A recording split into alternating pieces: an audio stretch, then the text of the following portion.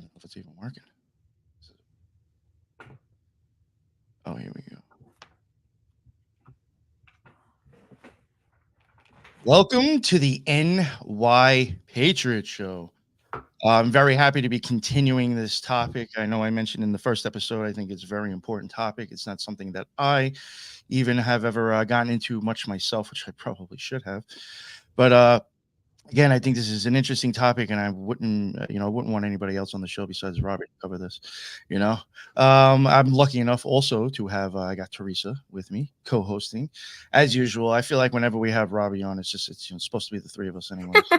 Yeah, it's always worked well in the past, so why change? I love Robby Marx story time. So yes, yeah, right. My favorite.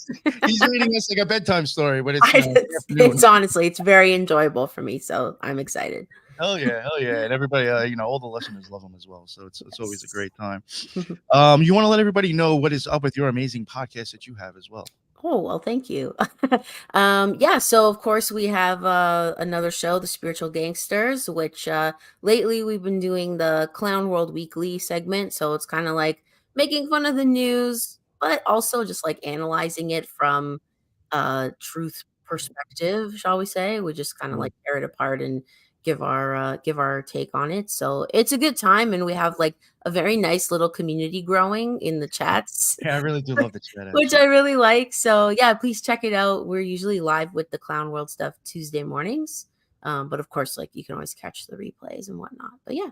Yes, Tuesdays at 10:30 a.m. Eastern Standard Time. Mm-hmm. It's normally when we go live. And I will say, yeah, like what you were saying about the show, we look at like almost the news, like how the news is saying it from a conspiratorial look, a cult, or maybe just logically looking at what they're saying and just being like, this just doesn't make sense. Yes. Definitely a good time. Now to get on to the guest, Robby, would you like to let everybody know stuff, the links, and I know your podcast and stuff that you want to promote and where they can find you? Yeah. So my podcast that I have is the MettaMindcast, METTAMINDCAST, all one word. And basically it's just a series of shows I've been on, as well as deep dives into esoteric history that I do. And they kind of just come out depending on, the flow of my own workflow. But all my links you can find at my link tree, which is just RMarx, all one word, Linktree RMarx. And that'll give you all my Instagram, Facebook, YouTube, everything. And yeah. Awesome. Thank you. Thanks for having me on. Of course. I may have, I probably screwed up and forgot to put your links on the bottom already. I'm sorry.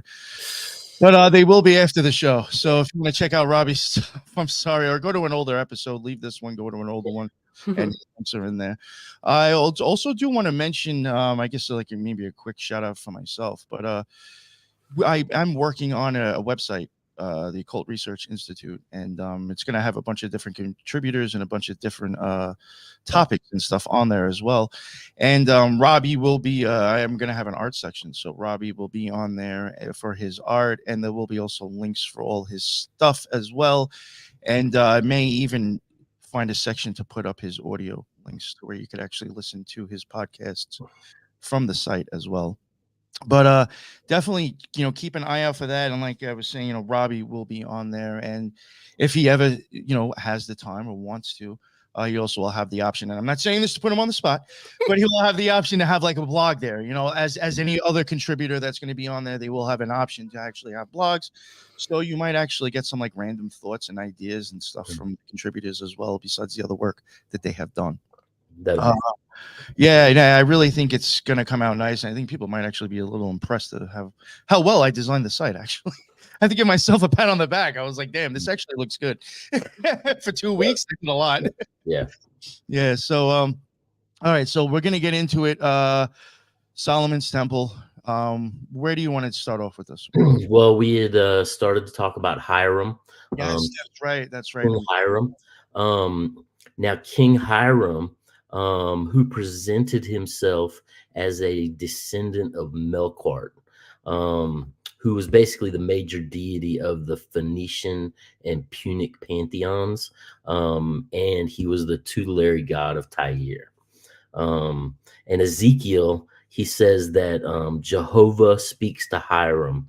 Thou hast said, I am God. I sit in the seat of God in the midst of the seas. So basically that in the midst of the seas, these in Tyre, they were Phoenicians. So they're sea people. So this was basically, appealing to the minds of the sea people in regard to Yahweh speaking to Hiram to help King Solomon build the temple, right? Is that why they call it the Holy See? Well, the Holy See, yeah. Yeah. And that, I think that kind of, when you get into it, like Solomon, he cast the molten sea in Solomon's temple. But I think it goes back to basically the sacred goddess form of the sea that is the foundational chaos that reality emerged out of. Gotcha. When you get into the talk of the sea, I think it's definitely referencing the goddess, It's even like an idea. I feel like that archetype of that idea is also just very common and deep in occultism and oh yeah, and stuff like that. very much so. Yeah. What do they say? The darkness of the depths of the sea are bottomless. In regard to when you start studying the occult, So now King Hiram, like we said, he was the king of Tyre, who were Phoenician boat people. And their trinity that they had was Melquart, who was the son of Poseidon, who Hiram said he was offspring of, right? With Baal, who was the son of Dagon, who was the patron deity of the mariners. And then with Astarte, who was the lady they called her the Lady of the Sea. So this was the trinity that they had in Tyre as far as within the temple services, right? And so the Hebrews, they called Hiram Chiram, which Hiram Chiram. Chiram actually means noble born in Hebrew, right? And the Masons, the gavel, when they're running the ritual services in the temple, they call the gavel itself the Hiram, relating back to, well, they now see the Masons have Hiram Abiff, and this is King Hiram of Tyre. And some people say they're not related, but when you get into Masonic writings, they're very much tied in with one another, especially when you get into looking at Mackey. I would say there's no differential between Hiram of Tyre and Hiram Abiff, who is considered by the Masons to be the grand architect. You're talking about that like Mackey Encyclopedia or something? Yes, I'm glad you mentioned that. Oh, yeah. I highly suggest for people to at least skim through that book. Yeah, well, it's like over 1,000 pages. Yeah, well, that's why I said skim. I didn't expect Oh, yeah. You can open that book to any single page, and there's something interesting to dive into. You know what you could even do? Just think of like certain ideas or thoughts or secret societies, and just go through the book and see if it's there. Yeah. In my opinion, in that book, I can't remember exactly which ones they are, so I don't want to get too specific and possibly be wrong. But like there were secret societies that I think that were in that book that you were like, well, I thought they didn't exist until so and so. So why are they prior to their supposed inception? Yep. I was actually, like I said, I was deep in the books last night, and I found this society in Lebanon that was started by the Crusaders that is still active. At least, in the early 1900s. But it's definitely gets into a lot of interesting kind of wingnut topics. You know what I mean? Sure. Yeah. I thought about actually using his book just to do topics. Yeah. Right? You just flip a page, be like, oh, topic. This is today's topic. Isn't Tyre, Robby, as modern day Lebanon, right? Correct. Okay. Yeah.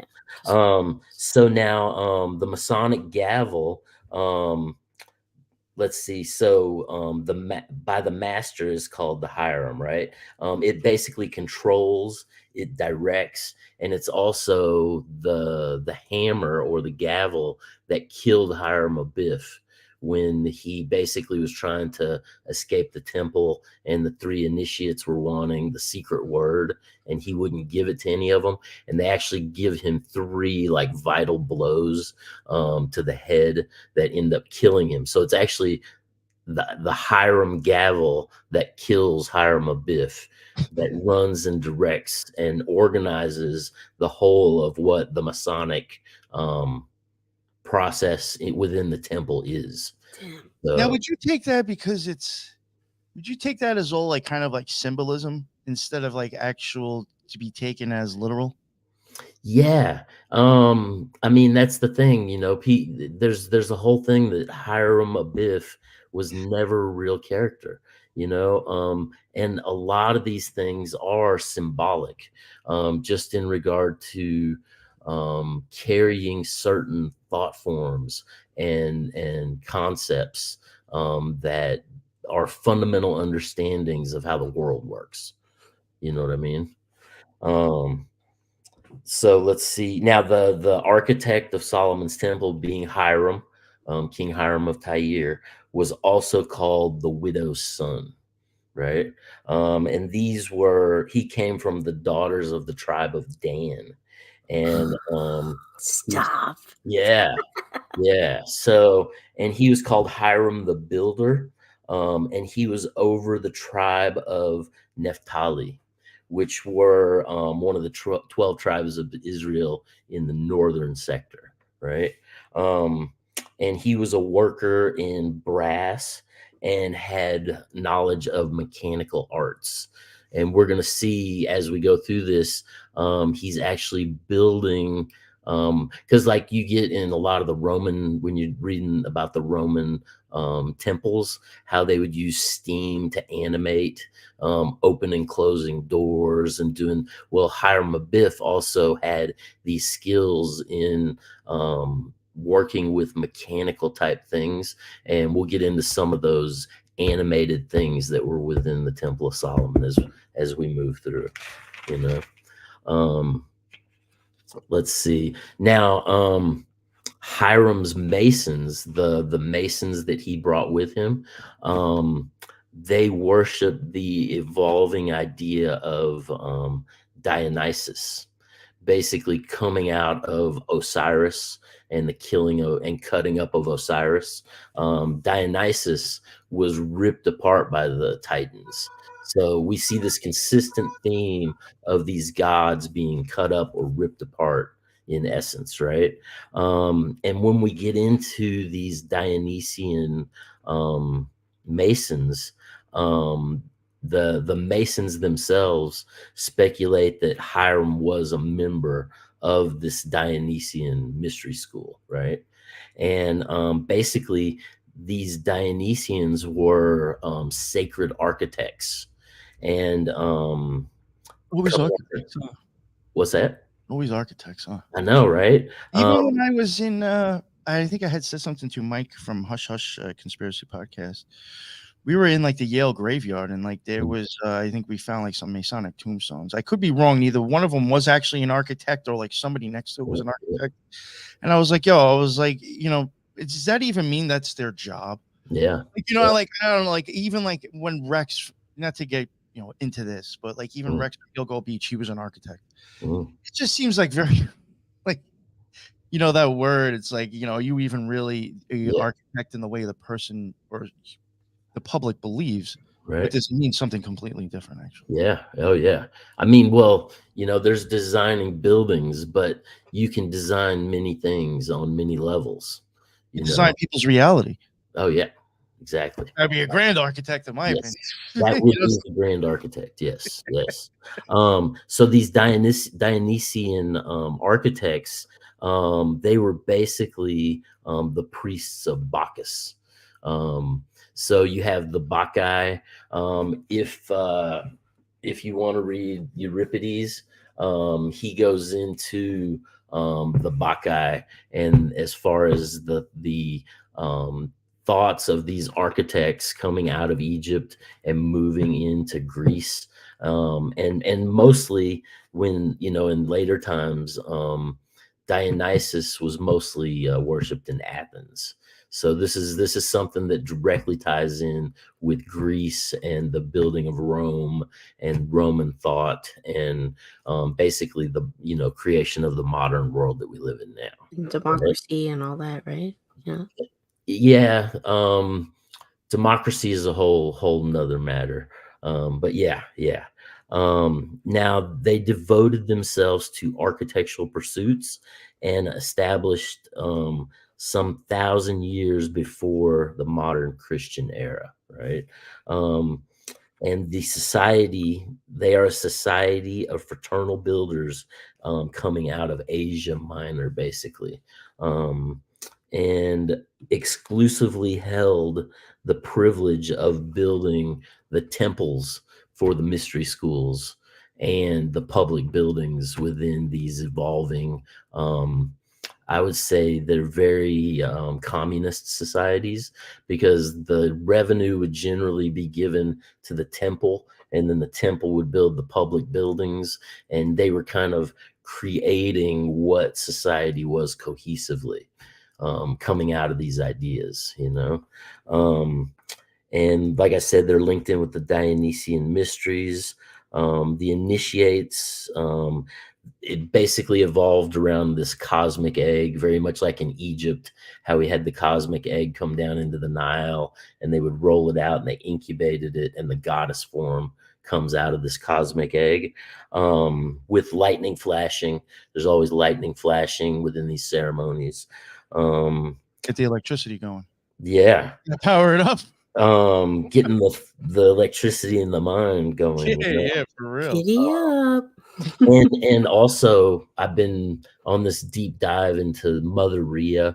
I basically, Mother Rhea was the wife of Nimrod as Semiramis. She's also related to Ishtar, Inanna, basically going back to Isis, who says she is all these goddesses in form as far as the evolving goddess form. But Mother Rhea, I've recently found in Plutarch that when she was exiled out of Babylon, or had her head cut off and became Juno, and she went to Italy, Plutarch says that Mother Rhea, also named Sylvia, was the mother of Romulus and Remus. So we're looking at basically this Mesopotamian, Babylonian, Egyptian philosophy, also through Dionysus moving into Greece, but basically transplanting and basically being the foundation of Rome itself, because Mother Rhea within the temple system in Italy, they were called, the temple priestesses were called the Lupa, and Romulus and Remus were raised by a wolf, and the Lupa is a wolf. So, it's all, I'm just following the serpent, king line, basically. Sorry, Robby, Rhea was also the wife of Kronos, right? Correct. Yeah. Correct. Interesting. And she was also the wife of Nimrod as Semiramis, and Nimrod ate his children just as they were born, just as Saturn ate his children just as they were born. So it's the same story. It's just different cultures as these philosophies are moving and expanding almost in a fractile manner. You know what I mean? Yeah. Changing names depending upon the needs of societies, but carrying the same philosophical elements throughout. And basically these Dionysian architects, that they could recognize each other either in the dark or in the light with their signs and symbols, right? And this basically united this brotherhood that spread all across India, Persia, and Syria, all into a common brother. And the Masons do say that these Dionysian architects were essentially part of the beginning of what the Masons were in regard to later on in 1717 with the establishment of the Masonic orders within England. So interesting. let's see. So the Secret Order of Operative Masons brought the worship to Solomon's Temple. And they arrived. I've got different dates. One is 1012 BC and another is 968 to begin work, forming the first Supreme Council of Grand Masters. And this is essentially when they're bringing the Hebrew Masons coming out of the Zadoks together with these Dionysian Masons that Hiram is bringing. The Hiramites is what they call them. And so we have these two channels of Masonry kind of coming together and culminating to build Solomon's Temple. Interesting. So, yeah. So now, and it was also essentially the uniting of the Israelite thought line and the pagan world coming together, and essentially mingling and mixing, and this is going to change and establish new thought forms within the people as they're together, you know. Let's see, and now Hiram's temple was based off 3 temples from Tyre, the temples of Baal, Astarte, and Melkort. And all 3 of these temples had the twin pillars of Yakin and Boaz, right? So this is something that we're seeing coming into Judaism, coming out of the Phoenicians, which you could argue are the same people being related to the shepherd kings that went into Egypt, eventually migrating out and taking Cana, you know. So, and with these twin pillars, essentially the left-hand pillar is the female and the right-hand pillar is the male.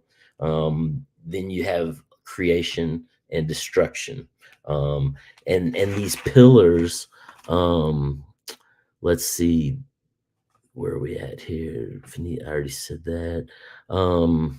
So now in Phoenicia, the temples that they took these pillars from, they were Yakin the pillar was covered in gold, and Boaz was an emerald green pillar, and the emerald green pillar, they said, would basically glow at night.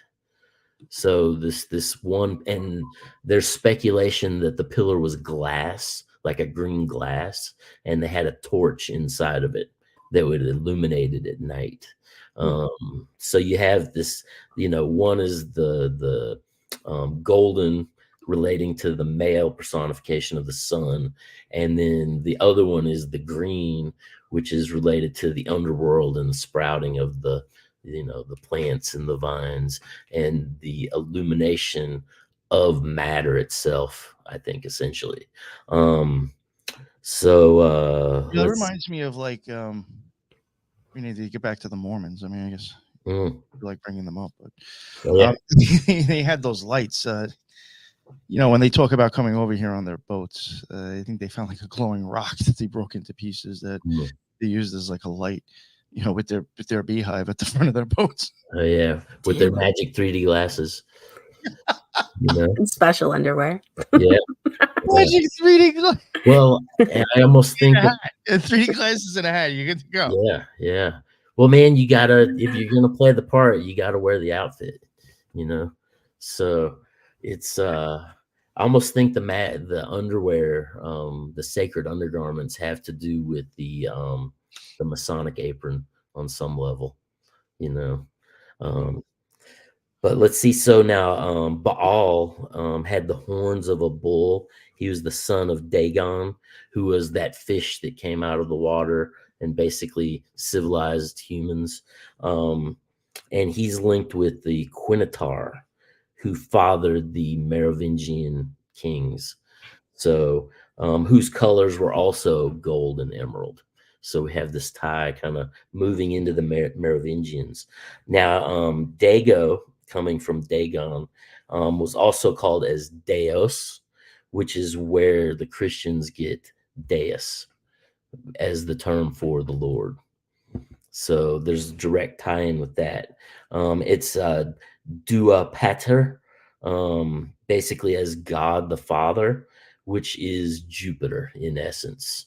And Jewy is God, and Patar is Father. And the Patar stones, which is where we also get Peter for the church. The Patar stones were essentially the standing stones of the Druids. They were the obelisks of the Egyptians.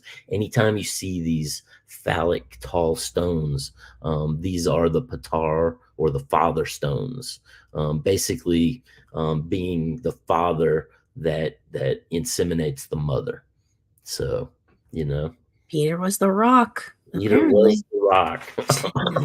Jeez, Robby. I know, right? I know. So now we're looking circa 957 BC here by most sources. And the work on the temple began in the 4th year of Solomon's reign, in the 2nd month, called by the Hebrews Yor, Jour, and Artemitus by the Macedonians, who were a lot of Solomon's followers. Now, this was the 592nd year after the Exodus. So we're looking at almost 600 years after the Exodus. And this is all these figures are numbers, and we're going to get into a lot of numbers here, because when you get into the Hebrew gematria, there's just tons of numerology involved in the building of the structure and its general evolution, right? So 592 years after the Exodus, it was 1,020 years after Abraham came into Cana. It was 1,440 years after the flood, 3,120 years after the patriarch Adam. And, you know, within the Hebrew texts, all this is hashed out into like periods of evolution evolving within the 6,000 year calendar towards when they would blow the shofar during apocalypse, basically, and the end of time, where heaven would descend to earth. You know, so that's essentially the squaring of the circle, or like as the Christian prayers say, on earth as it is in heaven, because it's the idea of bringing heaven to earth. Or when you get into the Templars, how they have the figure of meat with the chains on the sun and the moon, basically pulling the heavens down to earth, you know. So the foundation of the temple was laid very deep underground, and it was said to be made with all white stones, as far as and they were 60 cubits in height, 60 cubits in length, and 20 cubits in width. And the front entryway faced the east to the rising sun. And let's see, we can kind of skip that. There's a bunch of exterior rooms that they put all together almost in a maze-like fashion. The roof beams were timbers, and this is the timbers that Hiram was basically bringing from the forests of Lebanon. And these Lebanese cedars were basically sacred plants. And you see a lot of gods that are basically, even Osiris was seen as the tall standing tree. You know, so you have this idea that these trees are almost representations of God himself, and how they point at the heavens, essentially, you know, pointing up. So, and now the cubit, the Egyptian cubit of the time, was 18 inches, just so you can get an idea of kind of how big some of these things are. The inside of the temple was a 40 cubit chamber sanctuary that had another 20 cubit sanctuary, the secret chamber, that was inside of the sanctuary, or the Holy of Holies, right? That it is essentially a cube inside of a cube, is how they laid it out. Right. So we're dealing with a lot of this cube philosophy going back to, again, Nimrod and Saturn, and how we talked about, them being related in the black cube of Saturn. And they had veils of blue and scarlet of the softest linens embroidered with what they called strange flowers. There was 2 large cherubim of solid gold that were 5 cubits high, with wings that were 5 cubits wide, basically as winged bulls almost. Some say that you see in like Indiana Jones with the angel or the human form with the wings. Some people say that they were with the bull wings. And if you go back into Samaria and look at the original symbols of the cherubim, they were essentially those winged bulls that we see that were the guardians of the doorways going into the sacred places and the public spaces. In the exterior porch, we talked about the 2 pillars of Yakin and Boaz. And so now the pillars were made of hollow brass that were 4 fingers thick, is what it says. And they were 18 cubits high and 12 cubits in circumference, with lily work on the pillars themselves. And I've seen in some places that these are essentially blue lilies, which are the Egyptian blue lily of the Nile, which is a plant that was an entheogen that you can basically smoke, and it gives you a heightened sense. It's a bit of a bit speedy, but it is it's considered to be a hallucinogenic. Well, it's like the flower in Black Panther. I think it's like a blue lily looking kind of thing. Yeah. That's crazy. If that's the case, the blue lily of the Nile, Yeah, it makes them like hallucinate and go to like the realm of their ancestors or whatever. 100%. That's the blue lily of the Nile. Yes. What it was like the blue rose. That's like an idea in Twin Peaks. I think. Yeah, that's the unexplained anomaly is the blue rose in Twin Peaks. Oh, you know what I did? I have going by the eye symbolism in the eye series that we did. I have like in other shows after that gotten a little bit more descriptive, and there is parts inside of the eye that I actually do think I do question if like even the idea of Rose and Crowley has something to do with like either visions that you're going to see prior to crossing the abyss, or like literally parts inside your eyeball. Like I do think the Ora Serrata does actually look like if you were to use the Ora Serrata going up the hyaloid canal, it could actually look like a flower petal that has fallen and its stem is sticking up.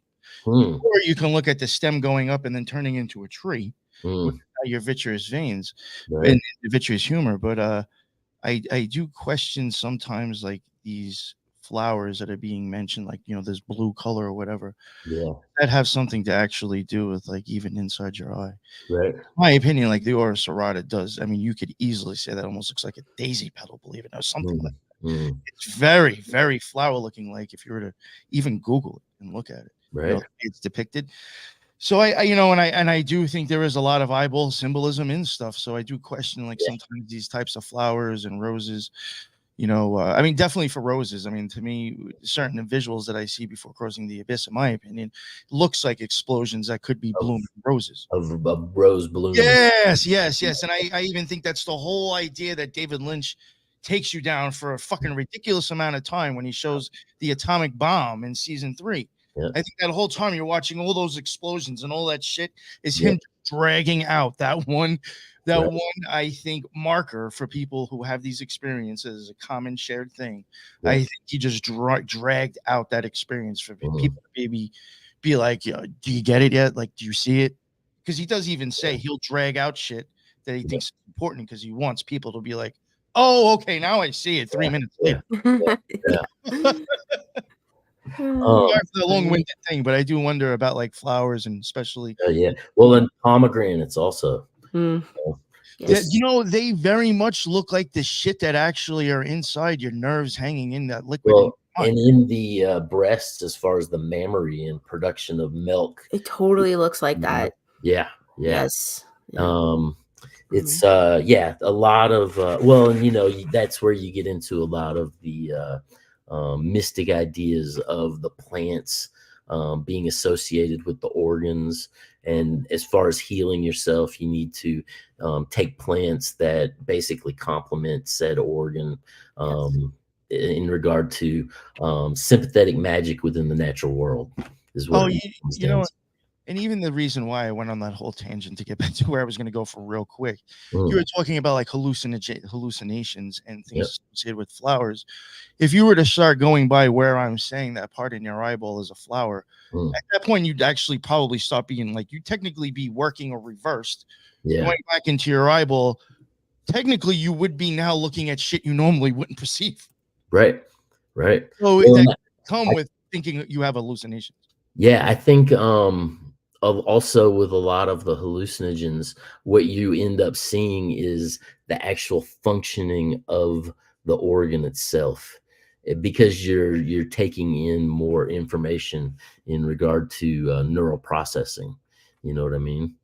It's definitely interesting with the eyes themselves and the ears with the colloquial, with the little shell and bone in there, and it's the body is quite wild. And then, like, if you look at like a lot of things that like natural growing things that might help with aiding in hallucinations, they all look like something that's either like your brain or your eyeballs. I hate to say it. Yeah. They all grow in something that looks like could be replicated in your Well, brain.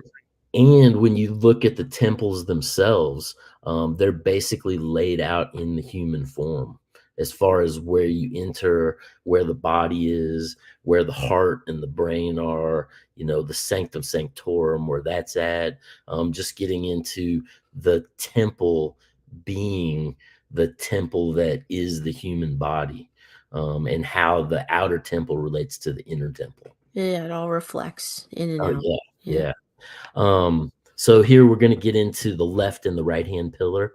The right hand pillar, yakin, it means he or it will be established, right? And this is wisdom and temperance, and it represents the bloodline of King Solomon.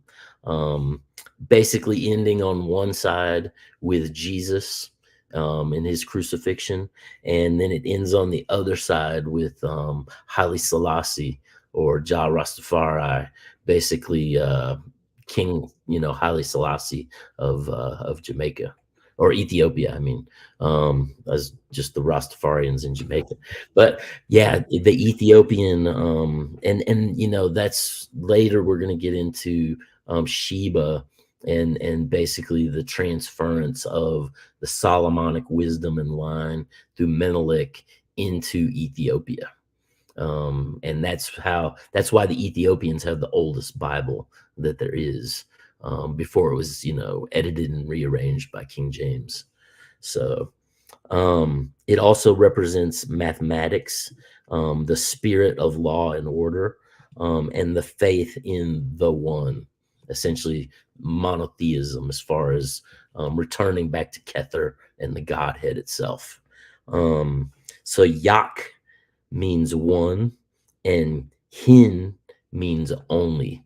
So it's basically the liberty of being within the existence.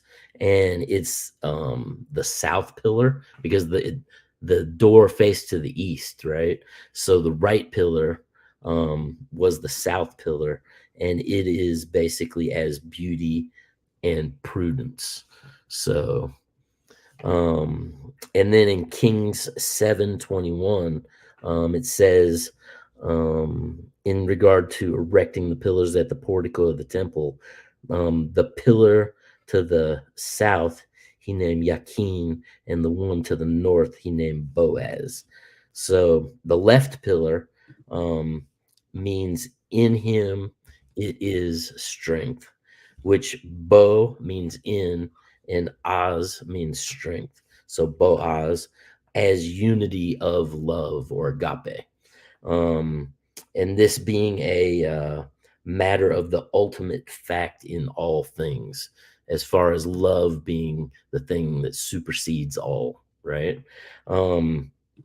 And in the book of Ruth, it says that he brings back an altered estate back to an alienated estate back to the family.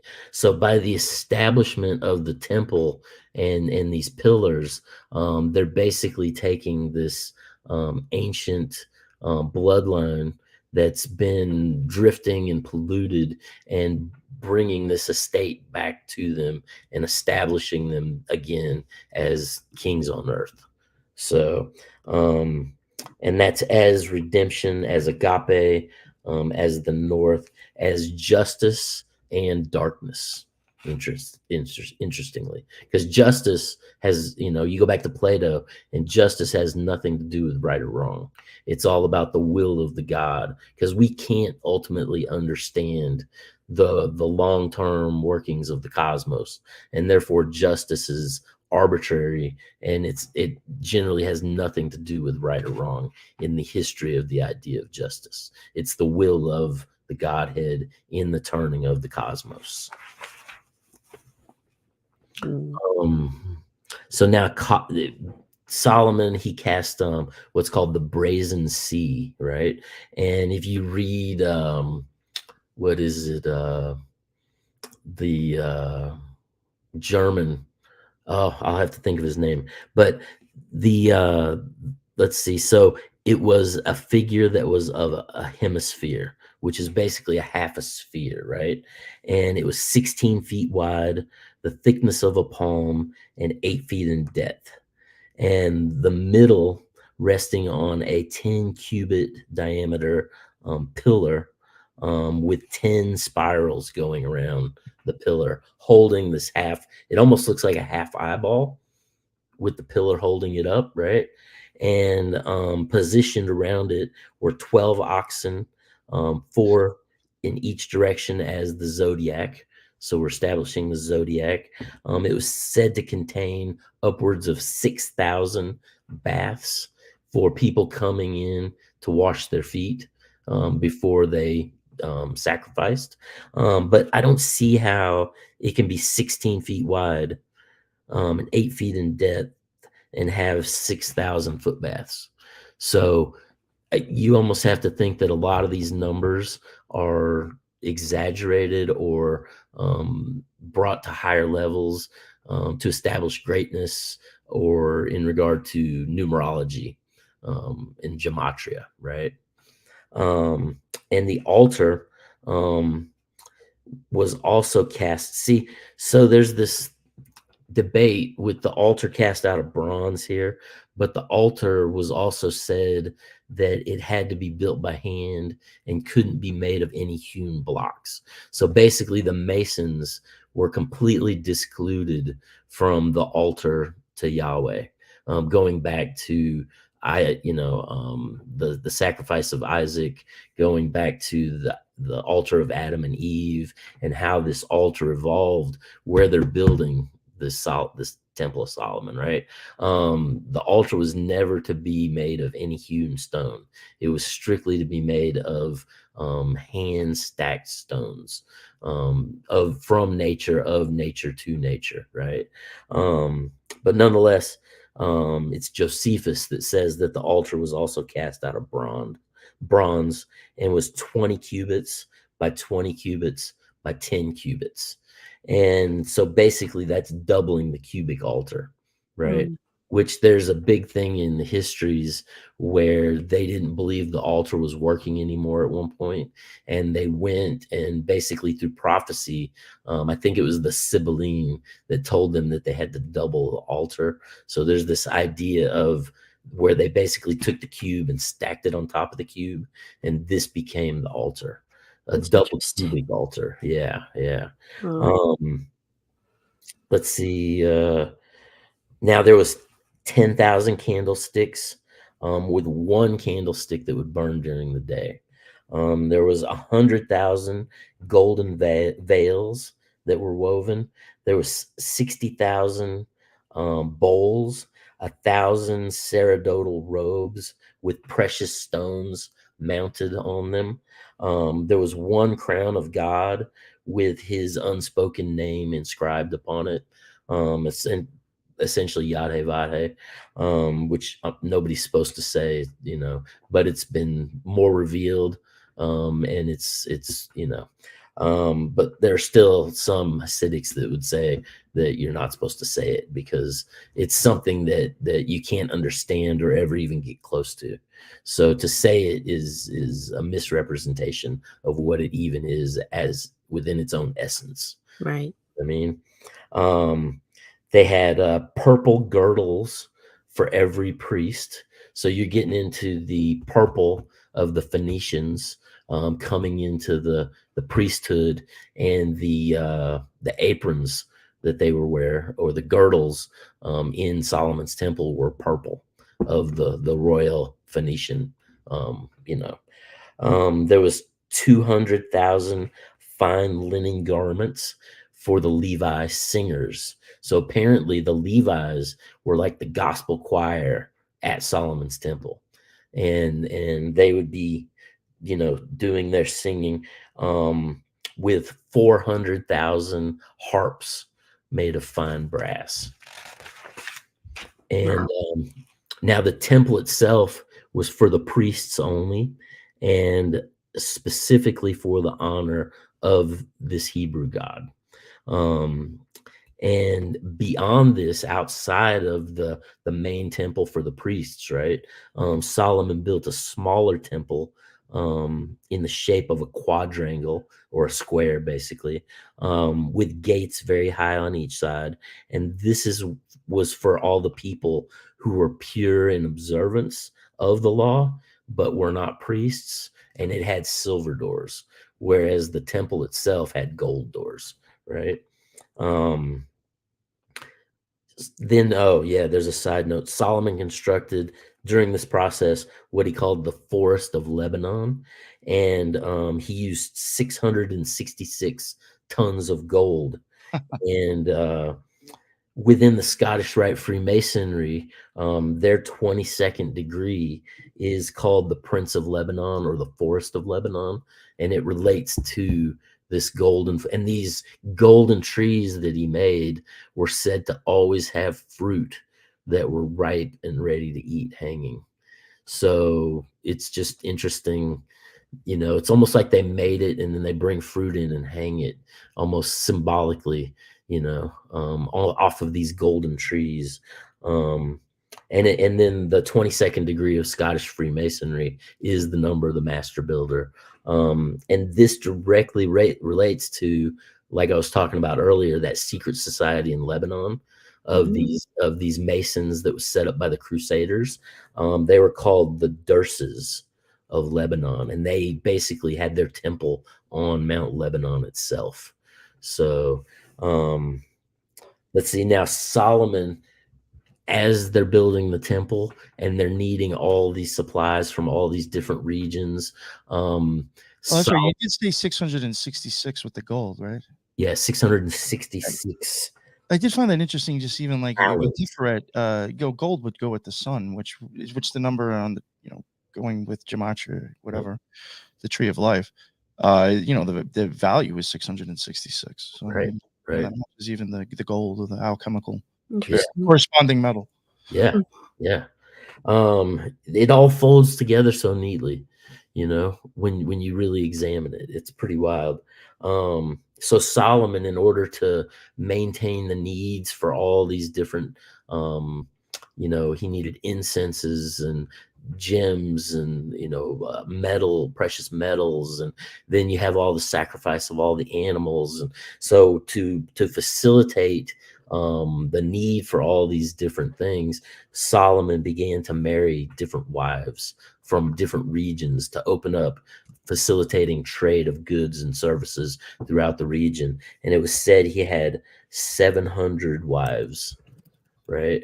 And they were from kingly and high merchant families, and then on top of that, he had another 300 concubines that he was said to service. So 700 wives and 300 concubines. Damn. Yes, that's a lot of women to have. Solomon's a G.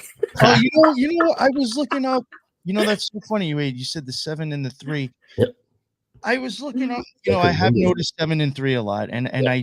I do think there is this correspondence with that even on the Tree of Life. That's like Netzach, and then Binah, which would be Venus and Saturn, and like you kind of get like the green and black that I've seen, like even in the Matrix. I think that symbolism is used a lot. But I just happened to, I can't even remember. This was when we first started. You mentioned Hiram Abiff, and then I was like thinking of maybe the geometry, the value of that, if it matched something I was thinking of, and I looked it up, and Hiram Abiff does equal 73 in simple. Yeah. So I mean, even you're back to the 7 and the 3 again. 7 and the 3. Yeah. Yeah. So let's see, where was I at?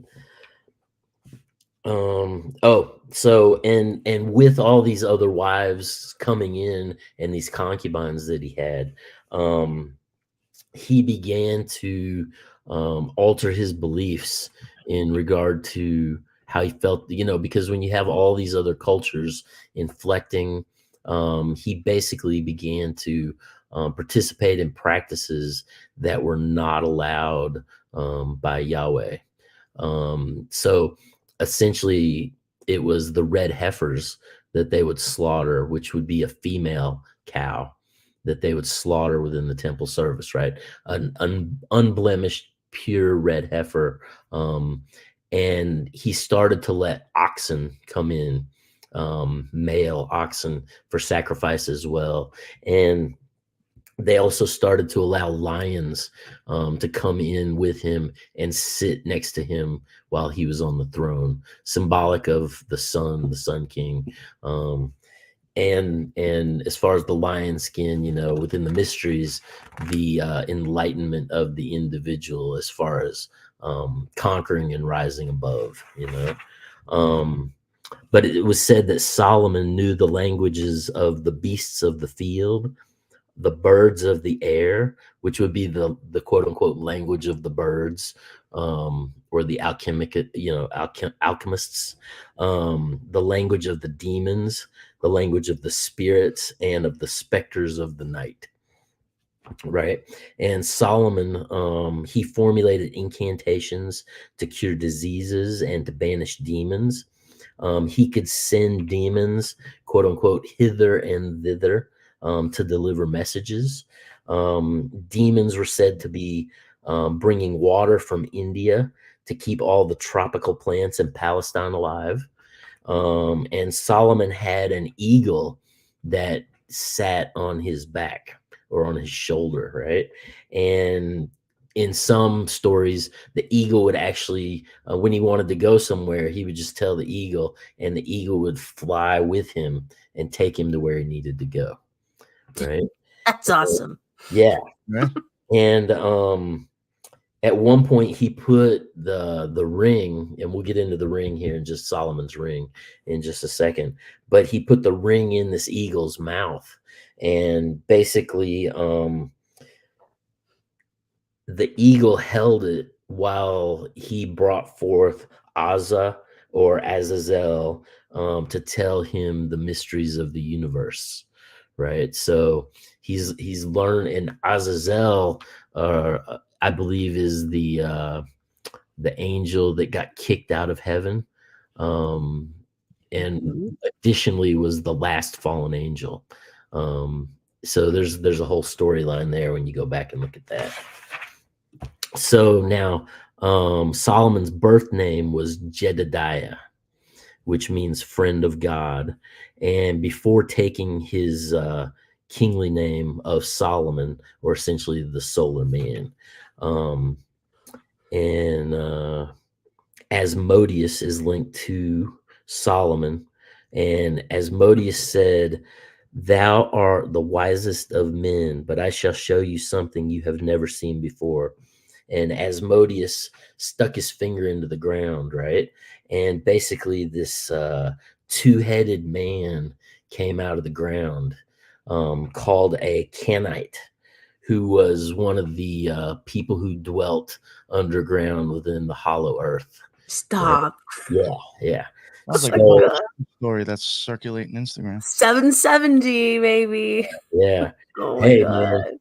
the underground tunnels. Yeah, Yeah, under and that's Shabbat Lubavitch. history, man. It's just all scattered through history as far as you go back, man. Maybe that's what came up in the Miami Mall out of the Yeah. ground. But bam, who You knows? gotta wonder. That looks more Blue Beam to Yo, me. seriously. Yeah. I'm probably like completely off, but like there was even times where I saw like the descriptions of what they thought the tunnels looked like over in Gaza, wherever the hell that shit's going on.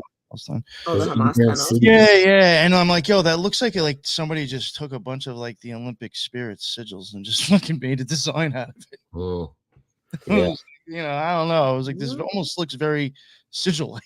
Right. So now this Canite that he brought up from inside the earth, right?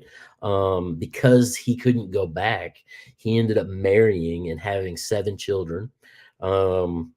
And one of those children had 2 heads, like his father, right? And that one child tried to claim a double portion over all the other children because he said he was 2 instead of 1, right? And so this was something that basically tested the wisdom of Solomon. And you've heard about the story of Solomon cutting the baby. Yes. And the real mother saying, no, don't kill the baby. Well, so Solomon, what he did with this Canite was he poured boiling water on him. And as a result, both heads started screaming. And he said, you're not 2, you're 1. So you get 1 share just like everybody else. So that kind of, but even there's stories of animals coming to Solomon to get his wisdom. There was a snake that basically was caught and told this traveler that if he freed him, he would give him a great treasure. And then when he freed him, he took him to the snake's treasure. And when the guy was trying to get the treasure, the snake bit him. And so they went to Solomon, and basically it relates to the bruising of the head and the bruising of the heel, and kind of tying into that whole ancient mystic philosophy, with this snake story coming to Solomon for his wisdom. So now, while building the temple, there was an unknown demon that kept stealing a workman's food, who was Solomon's favorite page, right? And Solomon prayed to Yahweh, and the archangel Michael brought Solomon a golden ring, and this having a seal inscribed in a small stone. And from all the descriptions we get of this ring, it's a golden ring with a red stone, and there's a debate as to specifically what was inscribed on the stone itself, right? And let's see, Michael said, take, O Solomon, son of David, the gift of the highest Zeb-al-At has sent you, and with it thou shalt lock up all the demons, male and female, and with it thou shalt build Jerusalem. So it's interesting that Michael is basically saying this is a gift from Zeb-al-At, which I have been trying to find exactly what that is, and I still haven't found a reference to this name that is the gift that gave Solomon the ring, right? So now, as far as the red stone itself, right, there's many red stones within the natural world. As far as rhodochrosite, there's red topaz, there's red agate, there's red tourmaline, there's numerous red stones. But when you get into the esoteric sources of the stone, a lot of people believe that this was set with a fragment of the Chintamati stone. If you've ever heard of that?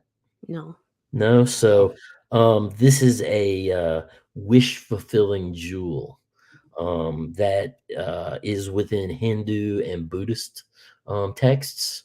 And basically it's a red stone, and it's equivalent with the philosopher's stone of the Western alchemists. And it is a fabulous stone in the procession of Vishnu. So within the Hindu text, they talk about Vishnu having this stone. And then within Buddhism, It is held by the bodhisattvas. Two of the bodhisattvas, I'll see if I can say these names, Avalokiteshvara and Kshitigarba. And it was also carried on the back of the Lung Ta, which is the horse of the wind, or the wind horse. So this Chamati stone, basically some believe that a fragment of this stone is what was in the ring, right? Now, as far as the inscription, as far as the carving on the stone itself, there's most of the sources you find say that it was a pentalpha, or a pentagram, right? And which is basically a triple triangle. It's the pentalpha of Pythagoras. It represents the alpha from 5 positions, which basically relates to the movement of Venus around the Earth within the 5 positions, right? The morning star and evening star. And the number 5 formed by the first odd and the first even number, which are very sacred within gematria and numerology, right? So the 2 and the 3, and Cornelius Agrippa tells us that by virtue of the number 5, it has great command over evil spirits, because it's 5 acute angles inside 5 obtuse angles. Without so, its interior pentacle contains many great mysteries. So if you have an upward star and then you take the shape inside, it basically creates a downward star. So Agrippa's basically saying, that the downward star has many, as far as the inverted pentagram, has many great mysteries hidden within it. Let's see. The pentalpha was used throughout the East as a health talisman, to cast out evil. This philosopher Monet, he says that it is found in Egypt on the statues of Anubis. And the Druids wore the pentacle, or the pentalph, on their sandals as a symbol of the deity. And they called it the Drutenfuß, but in German, right? Which is the Druid's foot, which is the witch's foot, essentially, right? Now, medieval Masons considered the pentalpha as a symbol of deep wisdom, and the triple triangle as the union of the 3 ancient grand masters coming together. Now, if you back to the Masonic Encyclopedia in Mackey, right?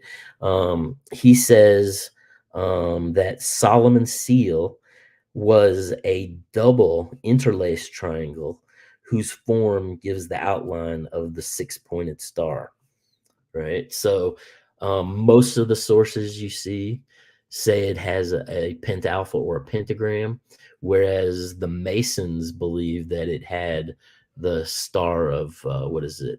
Remphen, there you go. That's something I've been meaning to get more into lately. It's it's wild. It's pretty deep. So but the Masons say it's the star of Remphen. So now using this ring to call upon demons, Solomon would basically call these demons up, and by binding them with the ring, he would get their star symbol, and the zodiac symbol, which related to each demon, right?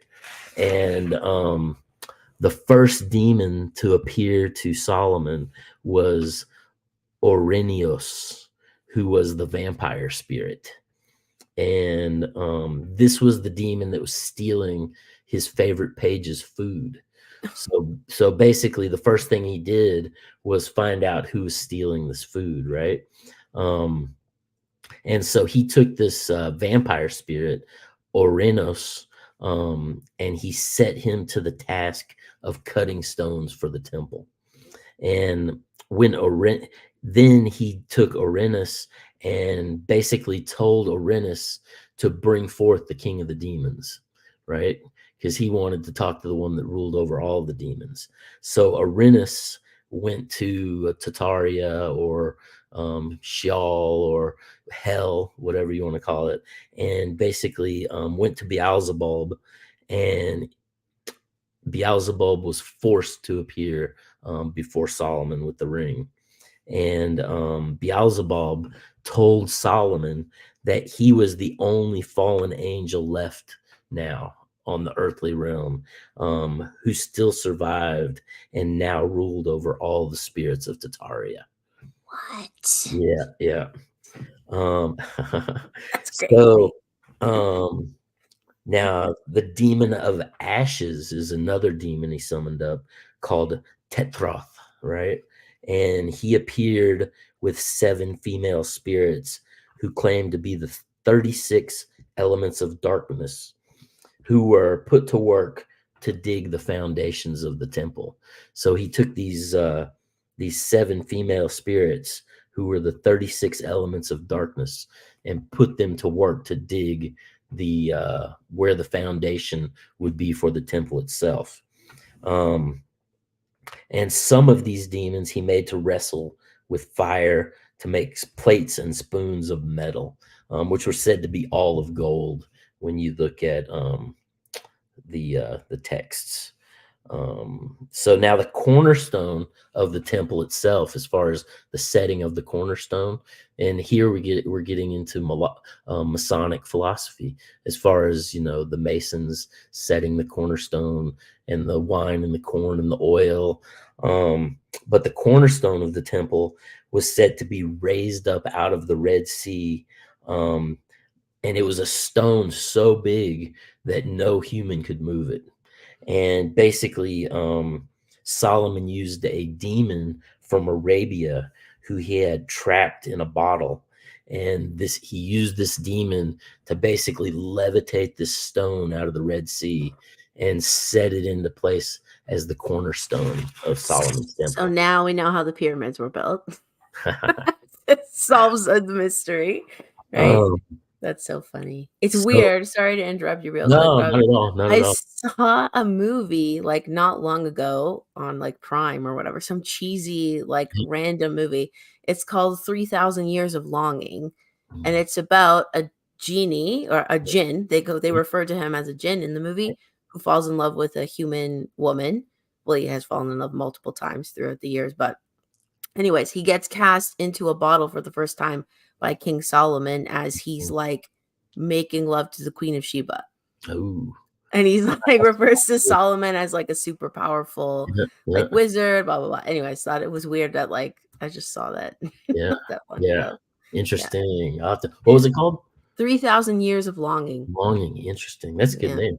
Yeah, it is. That's why I clicked on it. I was like, ooh.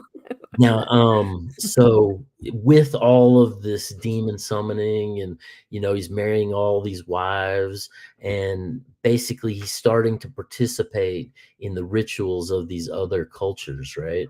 And at one point, one of his wives gives Solomon 5 locusts, and he has them in his hand, and he basically crushes them and eats them in service to Moloch, right? As one of his wives instructed him to do. And this was the point, it was said, that the spirit of Jehovah moved away from Solomon, right?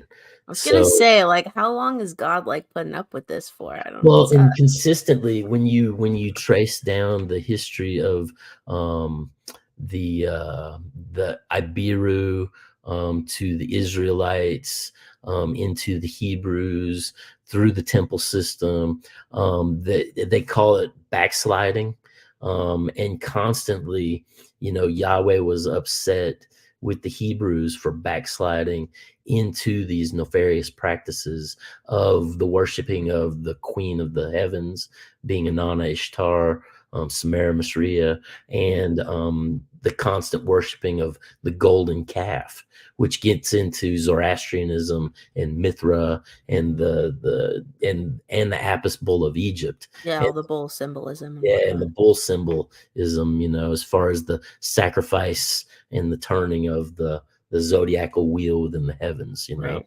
Yeah. You know, something I did want to bring up that I probably should have brought up a while ago. You know, but there's like been like multiple things now that really want me to bring it up. I want to mention it at least. And not too like I hate like using the Goetia or like, you know, the R's, you know, whatever, King Solomon and that stuff. I hate always like pointing at that for demon shit, but you know, it is what it is. But you know, even going by like that type of magic, you know, Solomon supposedly like rendered 72 demons and stuffed them in this thing, Yeah. took control of them, and that's exactly you know how this thing was built supposedly. And then there was like something else that was mentioned before, and I think Lisa had mentioned it in the chat. You know, looking at a lot of grimoires, and especially this one, this is why I'm going back to this one again. Depending on what things you're working with, there is even suggested different types of garbs, and then like certain like sigils or symbols that you will also use. A lot of the times, you're also, I think, going to use its own sigil anyway. I think as like a way of enforcement, saying that I'm controlling this, but there is like certain type of garb that you will use, and then you have to wonder, like going back at like, you know, even besides Mormons, I think even Jehovah's Witnesses, there's plenty of other like weird religions or people that would deem weird, do have some very like kind of like specific garb shit to be used during specific things that they think is like, you know, religious, that some people, we would say that's more ritualistic. You know, oh, it's like it's the same thing really. But you know, it's just very weird how like you know, going by like just from things very basic ideas of messing with like demons or at least summoning things, you know, you go back to specific whatever the specific dressings. I don't know. And then like you're talking, you know, and then when it comes to the Goetia and King Solomon, I mean, there's all this again, you know, I see commonality. And when you get into the 6th and 7th books of Moses, where a lot of the sigil magic comes out of, they have no Hebrew origin. They actually came out later during the Hellenistic time, I believe, and but that was a lot of the argument in the esoteric circles, was the fact that these later sigil magic books of Moses basically have no origin within the Hebrew canonical structure. You know, they're basically, but like we were talking about Solomon, you know, summoning the demon and getting his star and his astrological symbol. You know, when you get into the sigil magic, and you know, the sigils are base, and it's said that once you get these things to come and talk to you, that they'll give you more specific symbols. So you'll have more direct access to them. Basically, higher levels of the sigils, and again, this comes back to sympathetic magic. And you were talking about certain sacerdotal or garments that they would use, and the color, the incense you would burn, the gems you would have on the altar.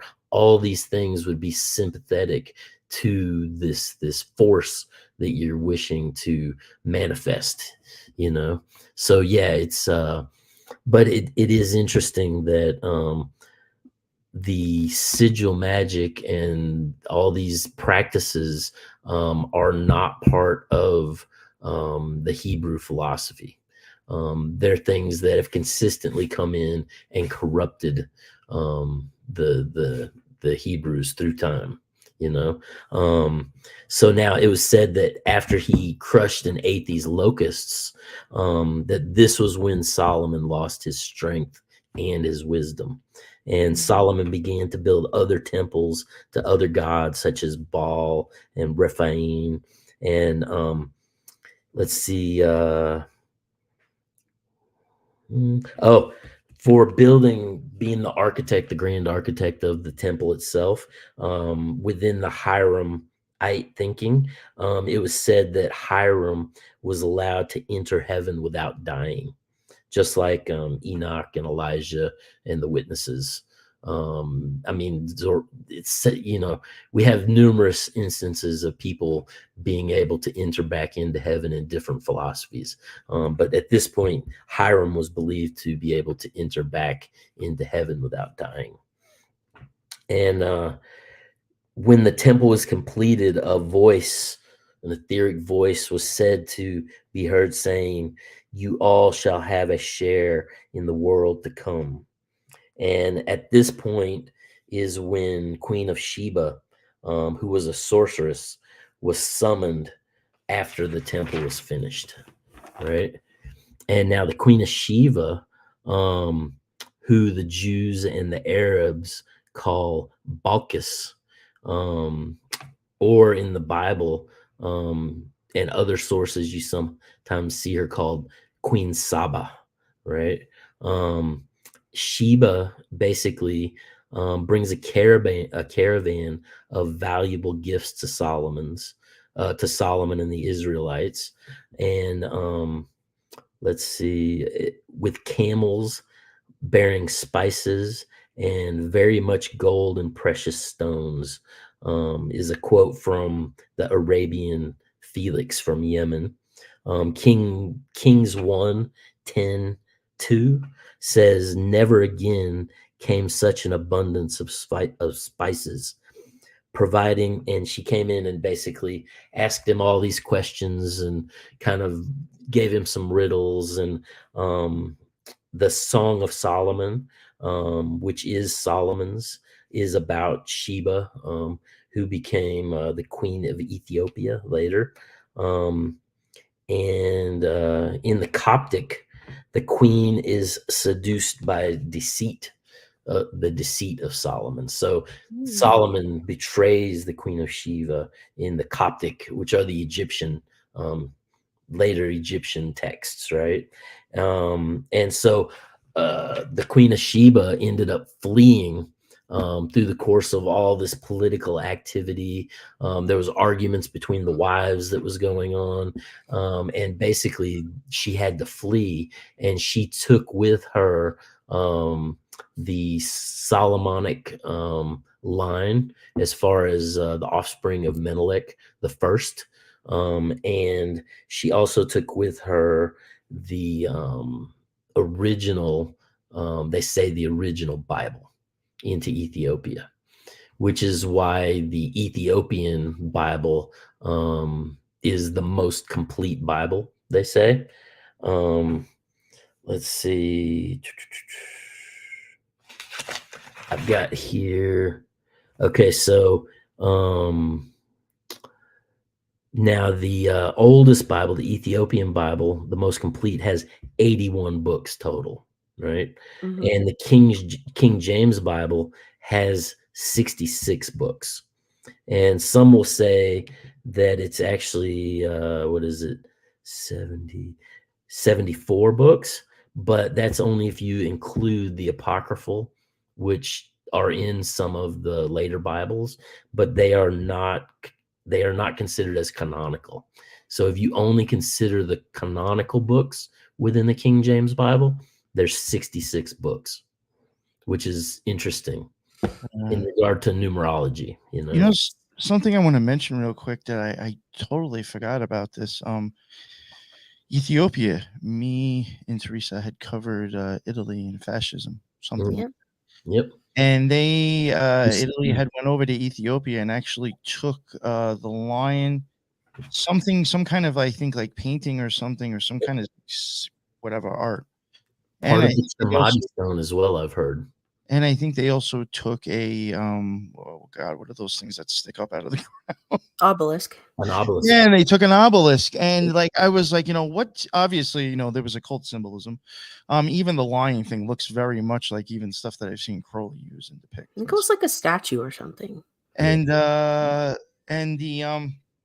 whole thing is that I was looking at it, and at that time I thought it was really interesting, and I had no idea that at that time Ethiopia was like under some like Solomonic dynasty. Yeah. Where like they actually thought they were descendants from this dude.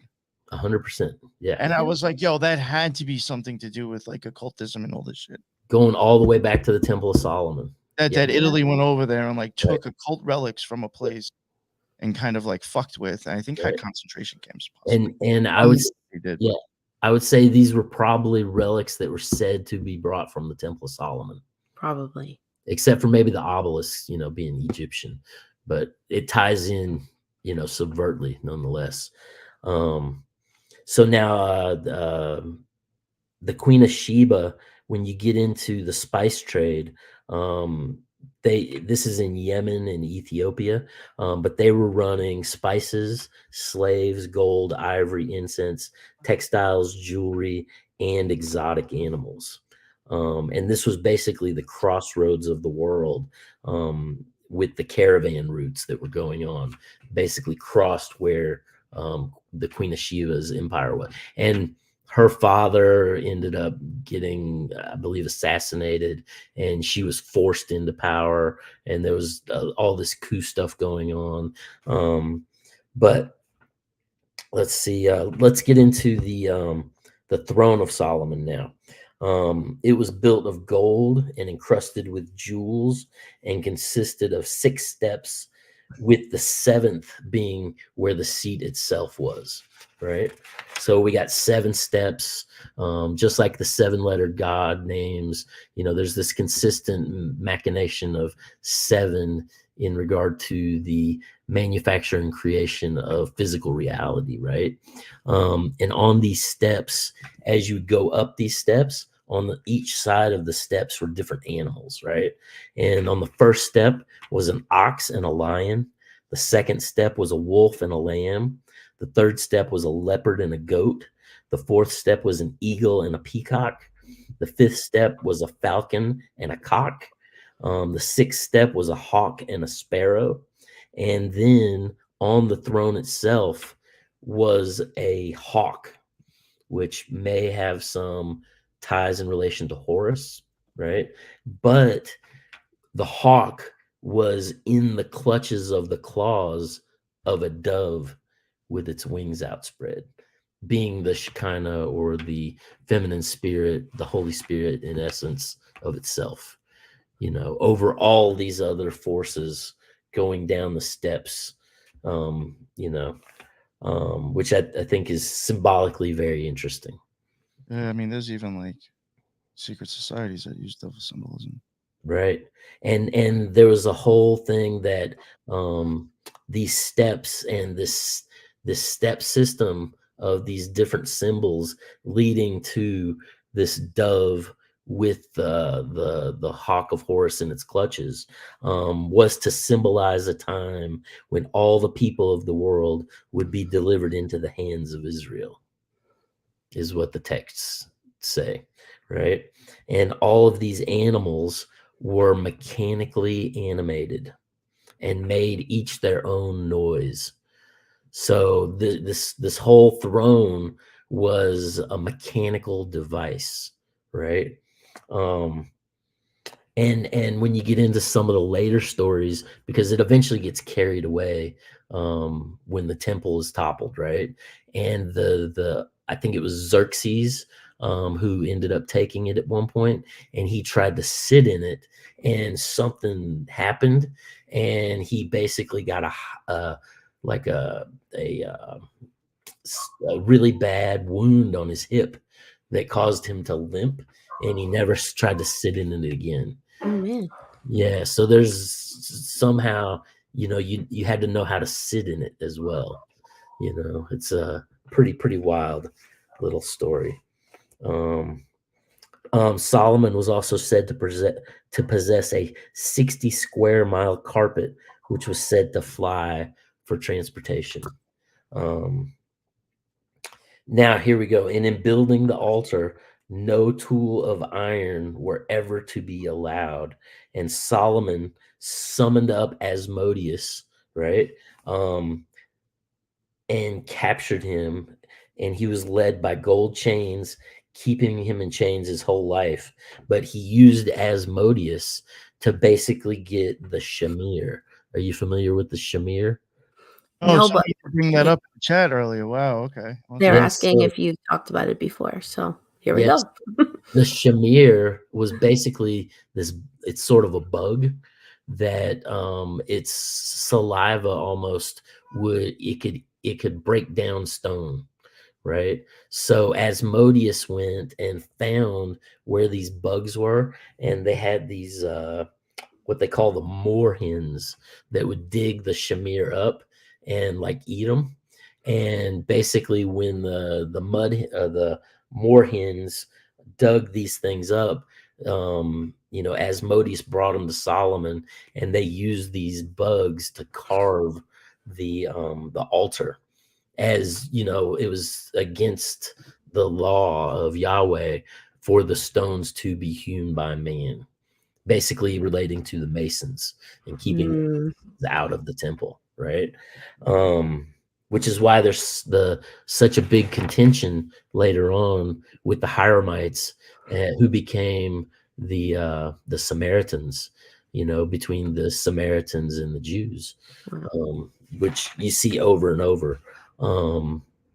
So now Solomon told Asmodeus he did not understand how the king of the demons was so great if he could be kept in chains by a mortal.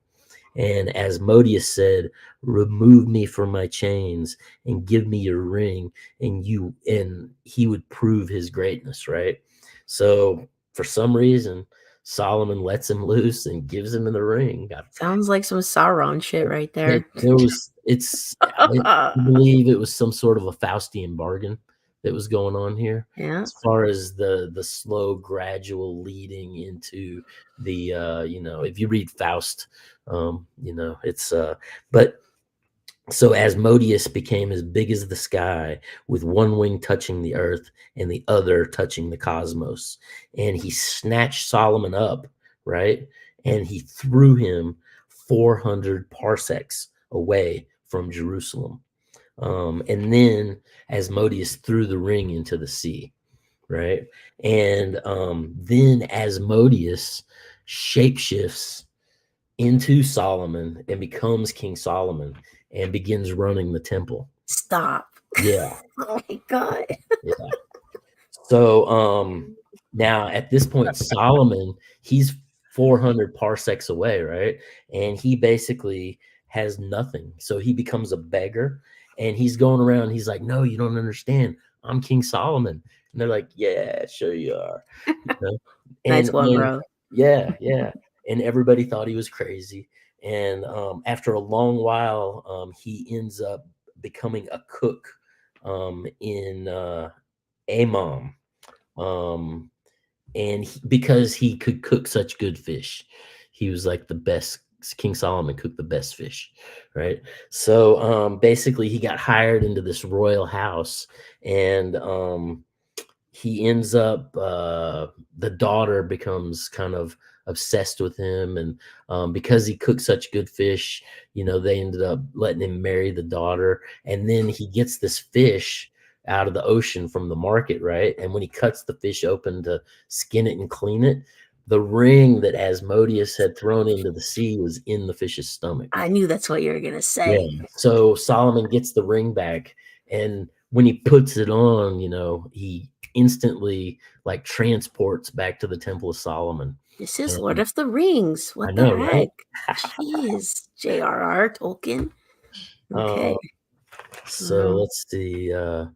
So he transports back to Jerusalem with his new wife, the daughter of the king of Amon. So now I guess he has 701 wives. And he takes the throne back. And after this whole event happened, right? Solomon was said to have a demon foot, like his foot had become deformed into this demon foot, which they said he always tried to keep hid. Wow. Well, I don't know, if it has anything to do with the demon foot, but I'm just wondering if like the symbolism is playing off of something here. But like I've even noticed, and honestly, I think it was more of Mario and Megan bringing it up, covering the tarot series. I mean, you will see difference in with feet sticking out or not. Mm. Yeah. from robes and clothes, like some, or their feet in different positions. Like you have to start to wonder, like, for a reason. Oh yeah, yeah, yeah. So now the prophet warns of doom for Solomon's bloodline for his dealing in demons and worshiping false gods. And Jeroboam actually began to rise up against Solomon and had to flee to Egypt because they were going to execute him, right? But Solomon dies at the age of 80. Some sources say 60. And the people forsook his son Rehoboam and ordained Jeroboam over the tribes of Israel in the north. And Jeroboam, at the Feast of Tabernacles, immediately builds 2 temples for the tribes of Bethel and Dan,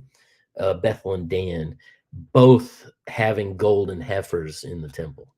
Right. So immediately they're already moving away, while Rehoboam ruled the south over the tribes of Judah and Benjamin. And at the the Feast of the Tabernacles, let's see. Oh, and then I go into there was an African uprising of the Shishaks that raid the temple, and they carry away all the treasure, the shield Solomon made, the golden quiver of arrows David had taken from King Zobar, and tens of thousands in gold and silver. So already we're seeing the breaking down. And I've got many back and forth from following the law to backsliding. And here I have a series of dates I'm just going to cover real quick of some major elements that happen, because we're basically going to go into the fall here, and then that'll pretty much wrap it up. Sure.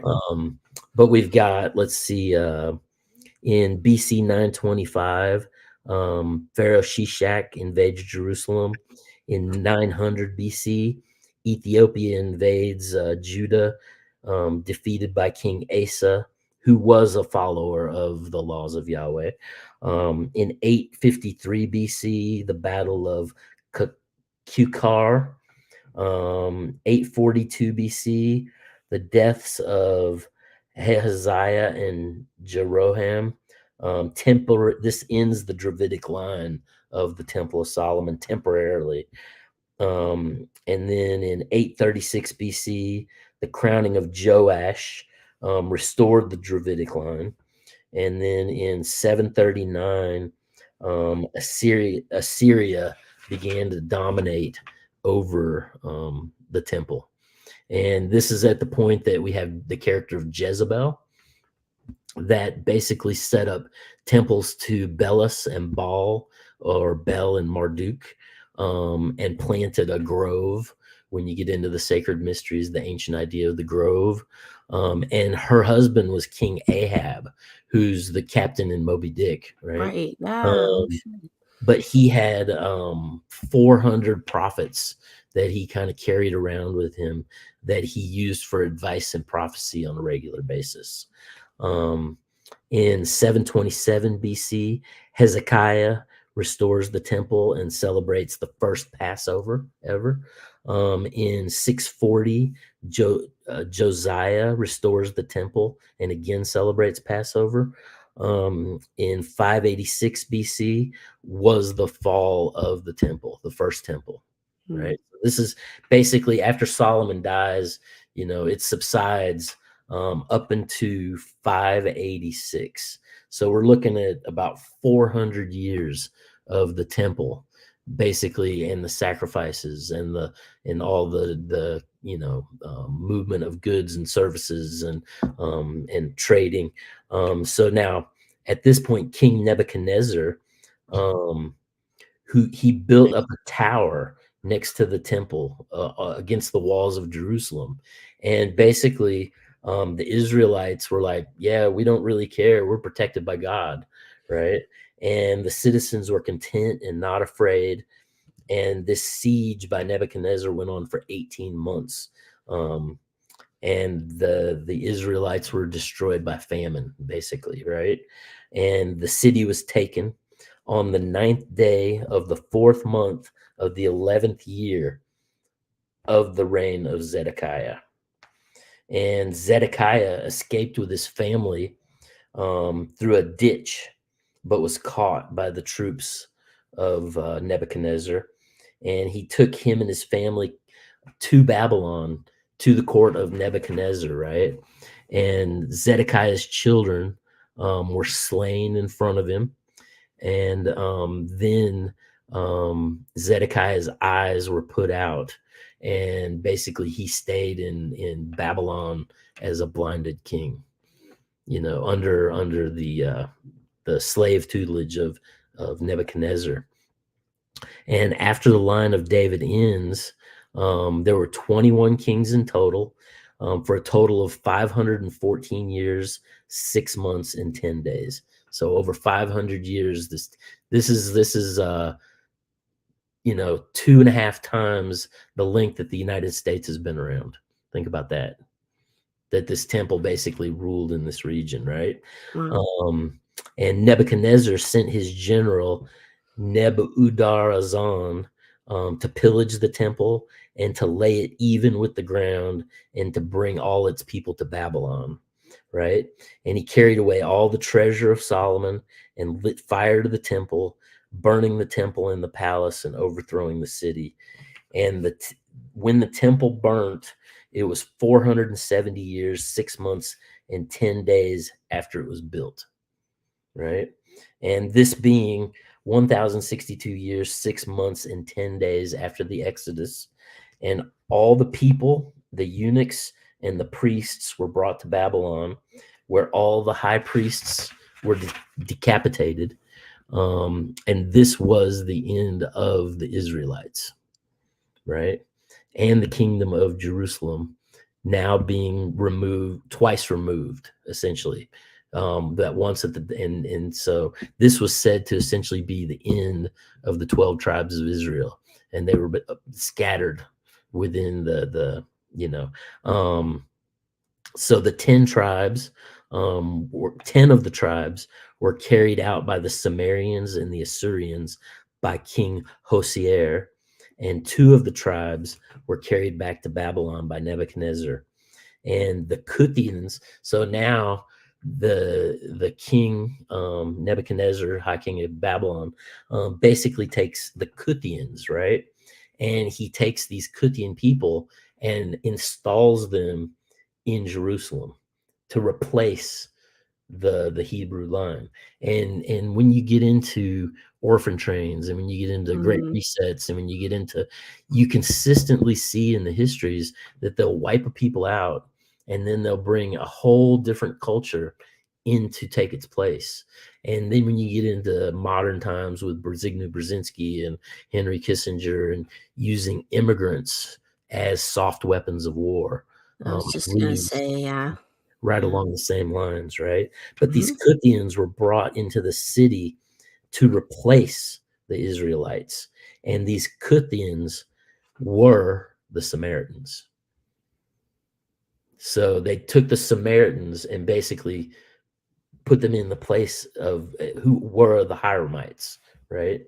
To replace the 10 tribes, and taking their name from Cutha in their home of Samaria, of Persia and Media. But Jerusalem and the temple would lay deserted for 70 years at this point. And the Israelites were exiled to Babylon for 130 years, 6 months, and 10 days. And then after that, later on, we can go into like King Cyrus and go into the fall of the Second Temple, and then kind of cover some of the groups coming out of the fall of the temple, being the Knights Templar, the Knights of St. John, and some of these esoteric movements that have brought forth what the modern world is with the crown. Awesome. Thank you. That was a whole lot of stuff right there. Oh, I know, right? Yeah. There was something I did want to just bring up that somebody brought up in the chat. Oh, well, now I probably won't. Oh, They did bring up Zabouth. I don't know if I'm saying it correctly or how you pronounced it before, but it stands for Lord of Hosts. I think you might have mentioned it before, Ah, but you couldn't find a meaning for it. yeah, that's Um, good. Thank what you. I thought was interesting about that is that I did throw that word into gematria, and the Hebrew value to even that word is 666, Interesting. and then the simple gematria would be 77, 77. and Netzach in simple gematria is 77, and I do think the Lord of Hosts might be associated with that sphere with Hermetic Kabbalah. I could be off. Yeah. But I found that to be very interesting. And like Netzach is even the seventh sphere. So I mean you're even getting 777. 777. So yeah, that was just like a weird rabbit hole that I went down when I was looking at all of the amazing comments being left in chat. Nice. Unfortunately, I probably got lost a few times in there. There was a lot of stuff, honestly. It Yeah, was it's a great. lot of information. Yeah, no, that's why I love the chat because you'll get a lot of different people adding to things that you're saying. Whatever, Right. you know, Mhm. there's a lot of that going on. Well, and that's the thing, going through this, honestly, I have way more information.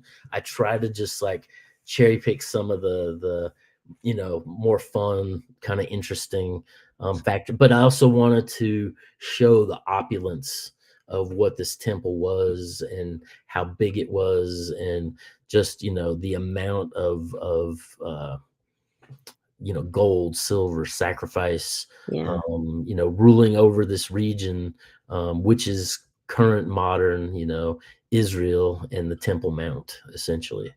Yeah, it's interesting. I was trying when we were just talking at the end, I was trying to confirm a tweet that I saw somebody posted a screenshot of, but it looks like the tweet has maybe since been deleted or it's like way back in time. I Right. don't know. But so actually it's Susan Harrell, Susie Q's, who posted this yesterday, I believe. It was a screenshot of a tweet from Temple Institute, and they had a picture of Israel soldiers in front of some graffiti. So the graffiti says, "Build the holy temple," and then the rest of the words say, "Sorry, one second." It says, "The battle is in Gaza. The war is over the Temple Mount." Yeah, 100%. Yeah, So just to give it like and well, that's still kind of reaches into like current current time. times, right? Yeah, And that's why I think this is a very relevant subject in absolutely. regard to, what we talked about last time, going back to pre-flood and how this ties in with, this altar and Yeah. Solomon's temple. And again, this is the same place that Muhammad had his night journey and started the Muslim philosophy is at this, which is why you have the different mosques and the different the Temple Mount, and then getting into the Templars, digging under the temple and finding ancient mystic treasures that made them rich beyond belief. So yeah, it's a deep subject that ties religion, esotericism, and night chivalry, like all of these things into it is the temple at the center of time, The story of essentially. all stories. Right. Or the greatest story ever told, Maybe. as the Grateful Dead would say. Mm. Very well said. Oh, for real. Thank you both very much for spending so much time between talking before the show and about now. This was about almost 2 hours, so I really appreciate that. That was a lot of information, Yeah. and yeah, there was a lot to. Glad we got through it all. You Yeah, did yeah, awesome, Robbie. yeah. And this Yeah. will, for people listening to the live now, or people listening to it, after the fact, this will probably stay up for about a week. So if you want to listen to it again, you got it for about a week, and then I'll re-drop it as an episode within a few weeks. So I pretty much just go live just so I can get people in the chat, get all like I love the comments lately, and I got a lot of good people that keep showing up and adding to what the guest has. So I mean, I'm really kind of going live for that because I really do think people jump in on the lives or even rewatch this and watch the comments that I put up. If you watch the video, you will actually get more information as well. So, Mhm. So definitely check out these shows if you can visually, in my opinion. Yeah, and that is the well, I'll let you guys plug your stuff also. Teresa, you go first. Yeah, so if anyone wants to check out more of me, please come over to the Spiritual Gangsters podcast. Try to catch us live Tuesday mornings with Clown World Weekly. And yeah, that's it. Awesome. Thank you again. And Robby, let everybody know where they can find your stuff. Yeah, I'm on Instagram, Facebook. You can find all my links on my link tree, which is RMarx, all one word. And if you're interested in stuff like this, go check out my MettaMindcasts. I get into numerous esoteric and occult subjects and how they tie in with our modern beliefs and how culture moves, essentially. Awesome. And I will include your links as soon as I get off of here. Thank you very much, Robby, for coming on again. You know, I always look forward to having you on. And hopefully we'll be able to schedule part 3 sooner than later, actually. Yeah, and that is the end of another NY Patriot show. And until the next one, everybody be well. Later.